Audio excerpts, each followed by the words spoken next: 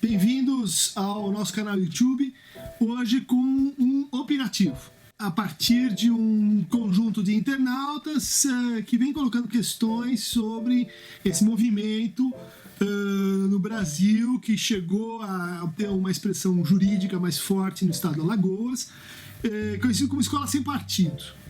Essa ideia de que as nossas crianças, os nossos alunos, estão sendo assim doutrinados por cartilhas ideológicas, palavra sistematicamente essa, por meio das quais então estão sendo introduzidos valores específicos em detrimento de outros. Essa ideia ela tem um momento para aparecer, que é um momento muito curioso, né? Ele é contemporâneo do processo de afastamento, de golpe, de impeachment da Dilma Rousseff. Ele é contemporâneo de um acirramento do Brasil em termos de oposições ideológicas, políticas, né, do conflito que se estabeleceu nesses últimos meses, agora a gente pode dizer anos. Ou seja, antes de tudo, é preciso entender que uma ideologia não é um conjunto de teses, mas é uma articulação de discurso. É uma maneira de se colocar em relação a determinados valores, naturalizando, universalizando, impondo, reduzindo a crítica e solicitando a adesão à crítica, à racional, a determinadas ideias, né? Então, quando a gente diz assim, mas surge um movimento escola sem partido, quando? Exatamente nessa hora. Né? Exatamente nessa hora em que há uma polarização muito grande, em que há uma divisão social muito extrema. Qual é a maior das ideologias? Né? Qual é o truque ideológico mais perfeito? Aquele que não se apresenta como uma ideologia. Né? Isso desde lá do conceito originário, né? Nos iluministas franceses, ideologia, na ideia de que existem certas ideias que elas são assim neutras, que elas não têm que ver com a nossa realidade social, não tem que ver com os nossos desejos, não tem que ver com as nossas ilusões, elas são frutos, vamos dizer assim, do puro espírito, né? Do puro intelecto. Bom, essa ideia, convenhamos, ela está justamente por trás daqueles que querem apresentar uma plataforma de educação purificada. Essa é o melhor exemplo do que é uma ideologia. É aquela posição que não se apresenta como uma posição, que se apresenta como neutra, como angelical, como fora deste mundo. Vamos pensar, de onde vem então essa ideia de que existem conhecimentos, de que existem discursos, que existem valores, que eles não pertencem a este mundo? Porque neste mundo é interesse, guerra de opiniões, intrigas, lutas e forças. Esse é o mundo que a gente conhece, né?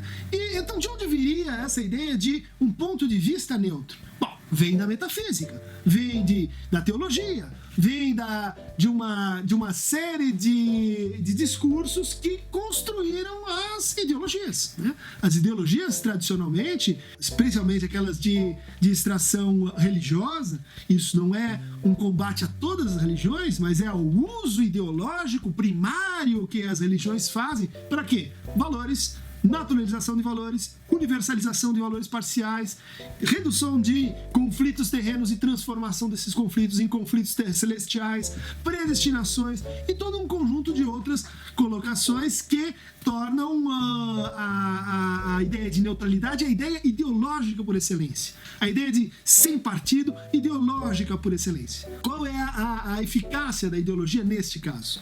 Ela está captando um fragmento de insatisfação. Ela está apontando para algo que produz um certo consenso.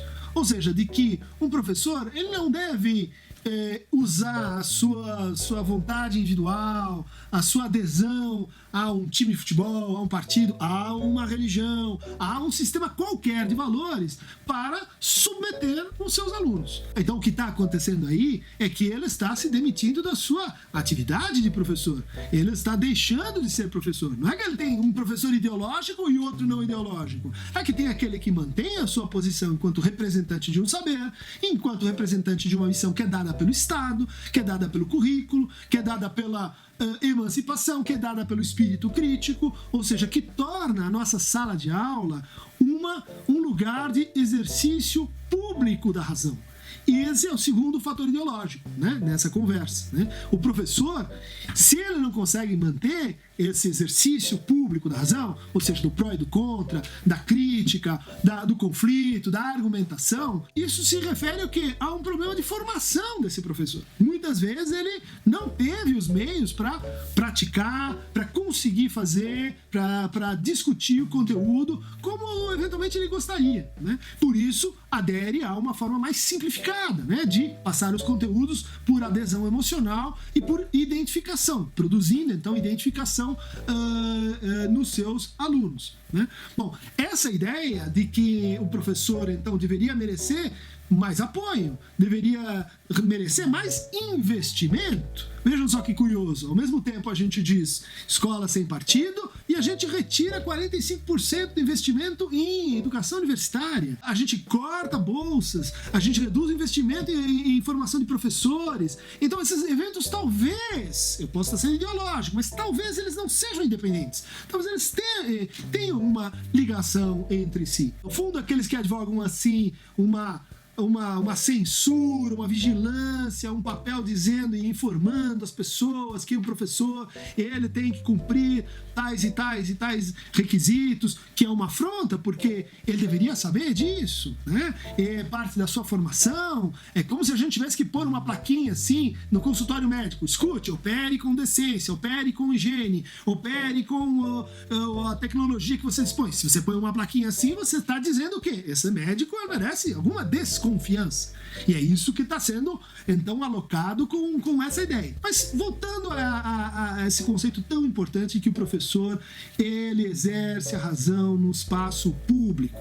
Por mais que a escola tenha um dono, por mais que seja um grupo, por mais que ela pertença a uma pessoa, no uso da sua função de professor, ele está defendendo a razão no espaço público, a razão na maioridade, como dizia o Kant, e não na minoridade. Aqueles que querem atacar isso, e dizer, não, peraí, nós vamos controlar o professor, porque ele é ideológico e nós não somos, estão, no fundo, advogando o seguinte: a família tem um direito e tem a prerrogativa de versar e definir o que vai acontecer na minha sala de aula. Bom, o que é a família? Família não é espaço público. Família é espaço privado. A família, os seus valores, o pai que acha que é assim, a mãe que acha que é assado. Muito bem, mas isso não é público. Isso diz respeito a esta família, a outra família pensa diferente, a outra família pensa diferente, a terceira família pensa diferente. Muito bem, existe uma atenção, né, quando a gente passa da família para o Estado, para a sociedade civil, para a escola. O que está acontecendo no processo, né, ideológico dessa proposta do Escola Sem Partido é uma corrupção do público pelo privado, da escola pela família e pelos tutores da família. Sei lá, aqueles que influenciam ideologicamente esses pais, né? Seja de forma religiosa, seja de forma arreligiosa, seja de forma filosófica, seja como for. Veja, não importa o conteúdo, importa que família é espaço privado, escola é espaço público. Bom, quando as coisas se confundem, a gente tem o quê? Corrupção.